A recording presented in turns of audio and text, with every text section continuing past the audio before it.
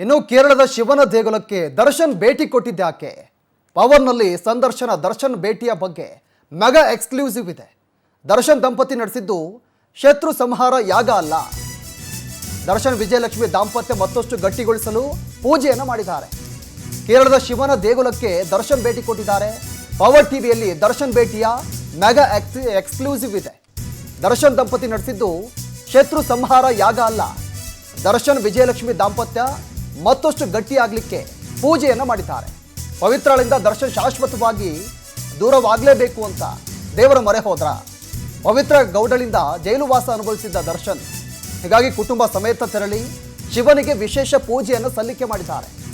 ಕೇರಳದ ಕೊಟ್ಟಿಯೂರು ಆ ಒಂದು ದೇವಸ್ಥಾನಕ್ಕೆ ತೆರಳಿ ದರ್ಶನ್ ಈ ಹಿಂದೆ ಕೂಡ ದರ್ಶನ್ ಹಲವಾರು ದೇವಸ್ಥಾನಗಳಿಗೆ ಭೇಟಿಯನ್ನು ಕೊಟ್ಟು ವಿಶೇಷ ರೀತಿಯಾದಂಥ ಪೂಜೆಯನ್ನು ಮಾಡಿಸಿದ್ರು.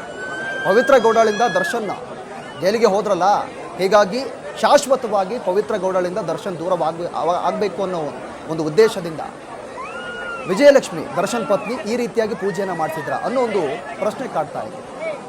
ಇವತ್ತು ಆ ಒಂದು ದೇವಸ್ಥಾನಕ್ಕೆ ತೆರಳಿ ಅಲ್ಲಿ ವಿಶೇಷವಾಗಿ ಪೂಜೆಯನ್ನು ಮಾಡಿಸಿದ್ದಾರೆ. ದೃಶ್ಯದಲ್ಲಿ ಕೂಡ ಗಮನಿಸ್ತಾ ಇದ್ದಾರೆ. ವಿಜಯಲಕ್ಷ್ಮಿ ಮತ್ತು ದರ್ಶನ್, ಧನ್ವೀರ್ ಕೂಡ ಇದ್ದಾರೆ ಜೊತೆಗೆ.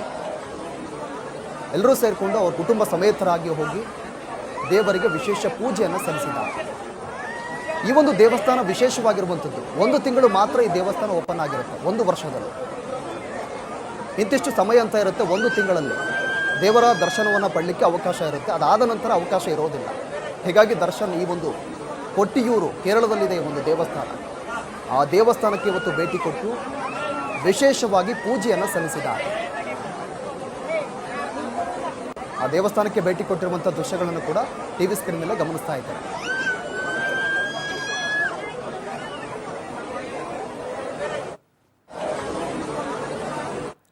ಎಸ್, ವಿಚಾರಕ್ಕೆ ಸಂಬಂಧಪಟ್ಟಂತೆ ನಮ್ಮ ವಿಶೇಷ ಪ್ರತಿನಿಧಿ ಅರುಣ್ ಅವರು ಡೆಸ್ಕ್ನಲ್ಲಿ ಲೈವ್ ಆಗಿ ಜಾಯ್ನ್ ಆಗ್ತಿದ್ದಾರೆ.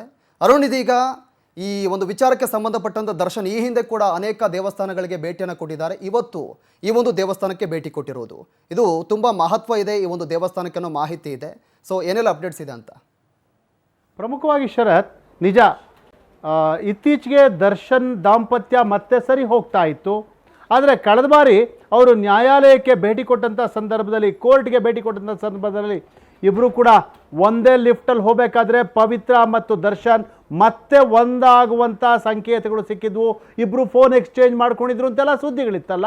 ಇದರಿಂದಾಗಿ ಬಹುಶಃ ವಿಜಯಲಕ್ಷ್ಮಿಯವರು ಎಲ್ಲಿ ಮತ್ತೆ ತಮ್ಮ ದಾಂಪತ್ಯ ಹದಗೆಡುತ್ತೋ ಅನ್ನುವಂಥ ಆತಂಕಕ್ಕೆ ಒಳಗಾಗಿದ್ದಾರೆ. ಹಾಗಾಗೇ ಈ ಕೇರಳದಲ್ಲಿರುವಂಥ ಕೋಟಿಯೂರು ದೇವಸ್ಥಾನಕ್ಕೆ ದರ್ಶನ್ ಅವ್ರನ್ನ ಕರ್ಕೊಂಡು ಹೋಗಿದ್ದಾರೆ.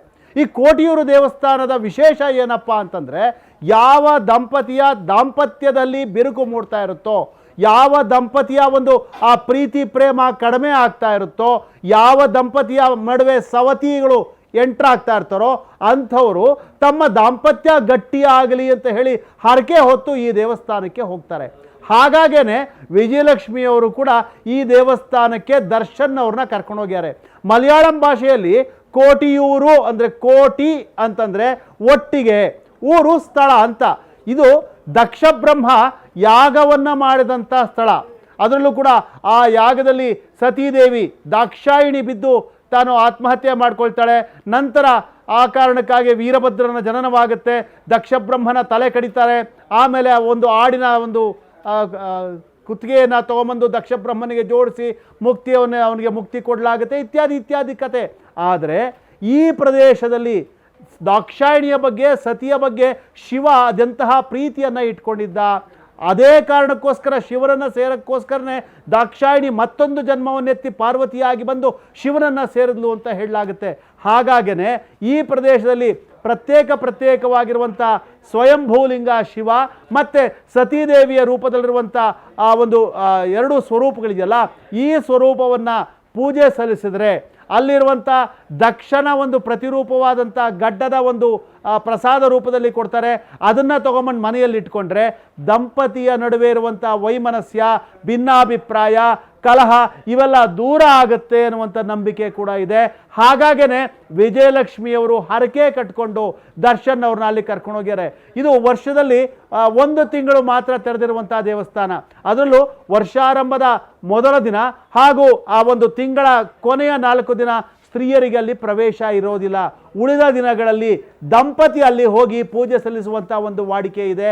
ಈಗ ಆ ಒಂದು ಸಂಪ್ರದಾಯದಂತೆ ವಿಜಯಲಕ್ಷ್ಮಿ ದರ್ಶನ್ ಅಲ್ಲಿಗೆ ಹೋಗಿರುವಂಥದ್ದು.